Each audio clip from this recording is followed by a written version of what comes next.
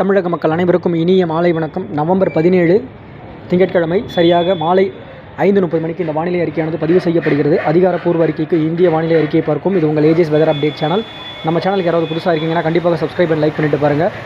இன்றைக்கு நம்ம எதிர்பார்க்கப்பட்ட மழைப்பொழிவானது கடலோர மாவட்டங்களிலும் சரி உட்புற மாவட்டங்களுக்கும் அடுத்தடுத்த மணி நேரங்களில் எதிர்பார்க்கப்பட்ட ஒரு மழைப்பொழிவானது தாமதமாக ஏற்படக்கூடிய ஒரு சூழ்நிலையாக இருந்தது. அது எதன் காரணமாக அப்படின்றதையும் நம்ம இந்த அறிக்கையில் கொடுத்துருவோம்.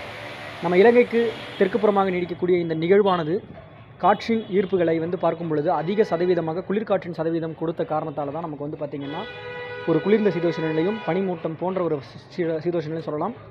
இப்படி ஒரு சூழ்நிலை இருந்துச்சு. அதாவது வெப்ப நீராவி கிடைக்கப்பெறாத ஒரு சூழ்நிலை சொல்லலாம். அதாவது தெற்கு நீராவி காற்று கிடைக்கப்பெறலை. இதுக்கு கிழக்கு காற்றின் ஈர்ப்புகளும் பார்த்திங்கன்னா அளவான ஒரு கிழக்கு காற்றின் காரணமாக கடலோரத்தை ஒட்டிய பகுதியில் மட்டும் சில இடங்களில் மழைப்பொழிவு ஆங்காங்கே பதிவாக செய்த நிலையில் நம்ம அதிகாலை வேளையிலே மழைப்பொழிவு அமைந்தது லேசாக வட கடலோரத்தில்.